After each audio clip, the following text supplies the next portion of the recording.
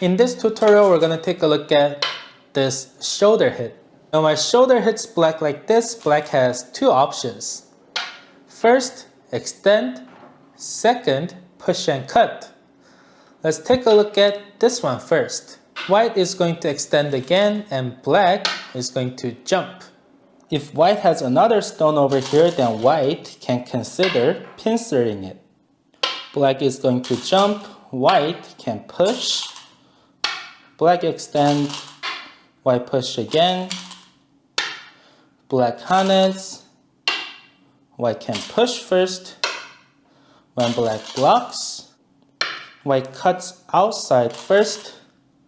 When black ataris, atari back. When black captures this stone, white can sneak in this move. From here, black is probably going to capture this stone and white can keep pushing. Black is probably going to hane again, then you can extend and slowly apply pressure on these two stones. When black jumps, if we have a black stone over here, then white can play away from here, but if you don't want to deal with the getting attacked, then you can cap it. Black is going to play something like this and play away. When white pushes, if black crawls again, then you can push one more time, and when black jumps, this time it doesn't matter if we have a black stone here or white stone here. We just go for the pincer because this wall got too thick.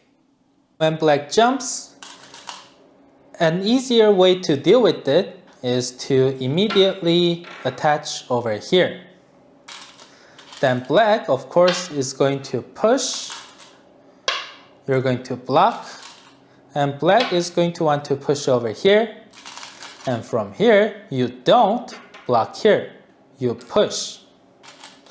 Black is going to try to block you, but you're going to cut over here. Black is going to connect, and you will get this ladder. And this ladder is always good for you. From here, black could cut you. You don't have to worry about this ladder breaking. You can atari. If black moves out this stone, then you can capture this stone, and black is going to atari. You net him inside. You'll get a thick influence. What if black moves out this stone? Then white can take this black stone, and if black doesn't move these two stones, it's going to get laddered. So black needs to move, and white forms a tiger's mouth, and from here black can either choose to save these three stones or save this stone. If black saves this stone, then white is going to get a massive influence like this, and these black stones are probably going to die. Now let's take a look at black's push and cut. From here, white needs to atari. When black extends, white forms a tiger's mouth. If black captures this stone, then white can also capture this stone. This is a really peaceful game. But the real headache is when white forms a tiger's mouth over here, black haneing back. White has no choice but to push over here. Black extend, white pushes, black extend, white pushes again. If black turns around and captures this stone, then white is going to hane. Black is going to hane back, double hane. Black is going to extend. White is going to extend, then black needs to survive over here. And white extending over here is also a kind of sente. And white can from here just connect this one, and you see this is a great influence. If white has a stone, that's obviously great. If black has a stone, this one definitely got hurt. This part of the board, although it seems like black has a lot of points, at any point white can slide in and this part of the corner is gone. When black extends, the old Joseki would be white jumping over here. If black pushes over here, then white can extend, black push, white extend, black pushes again, then white can extend again, and you see these two stones are dead. White has this influence, and this is not even a lot of points. At any point, white can slide in and the corner is gone.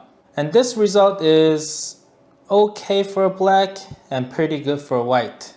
Especially for Q players, the games don't end because, oh, I have 2 more points than you.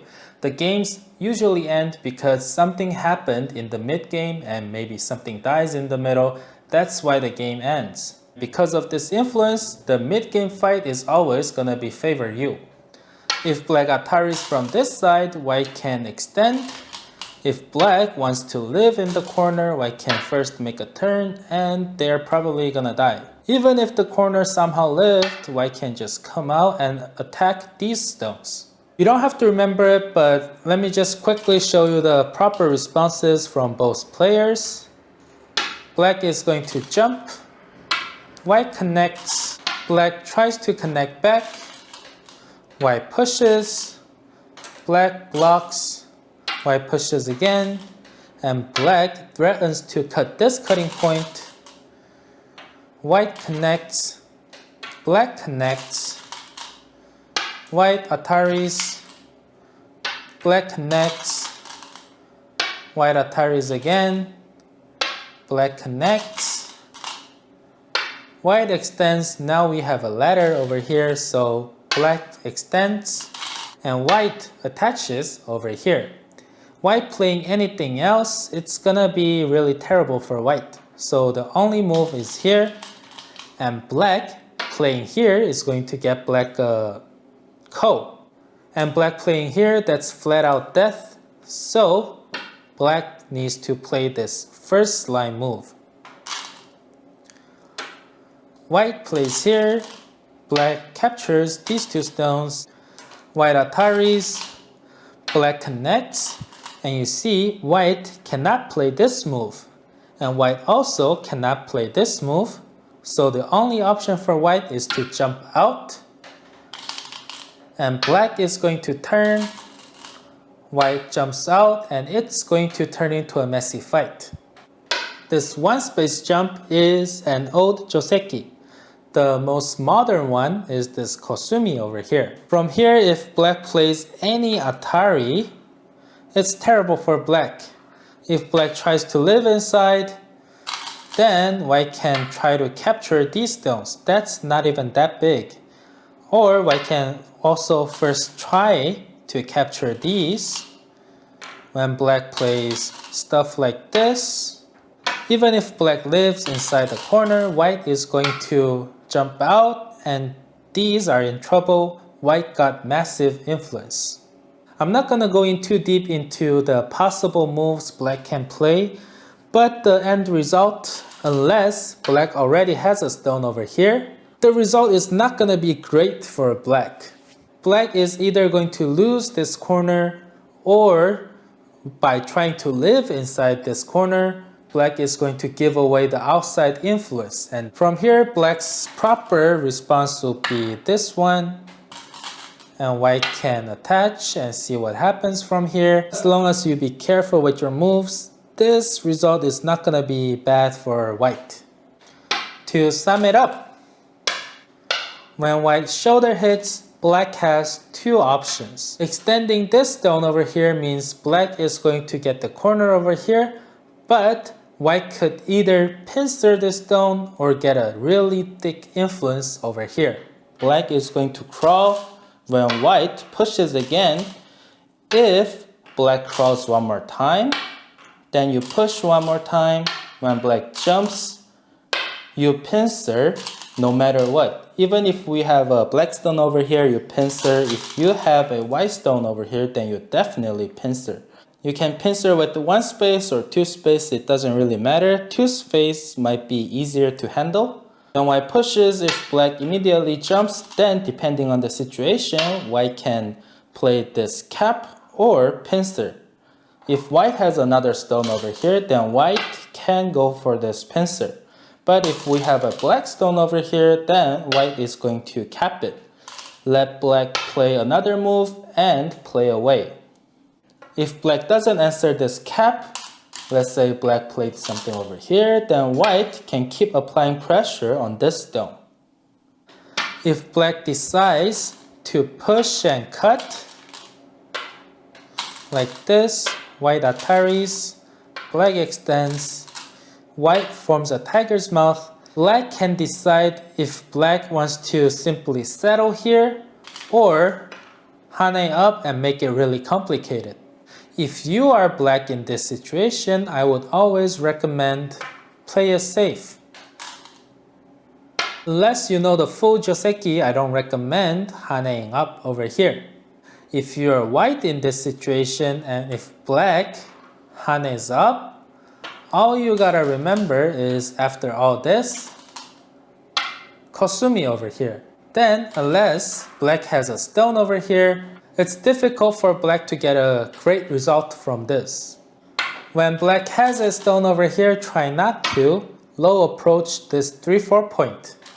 As soon as black low pincers you, first of all, you don't have this option because black is going to push and cut and go all this and try to attack your stone at the end. This one space is an option, but it's not the greatest option too. When black has a stone over here, it's probably gonna be a kobayashi or something. Then the easiest way to avoid getting kicked around is this 2-space low approach, which I'm gonna explain in another video.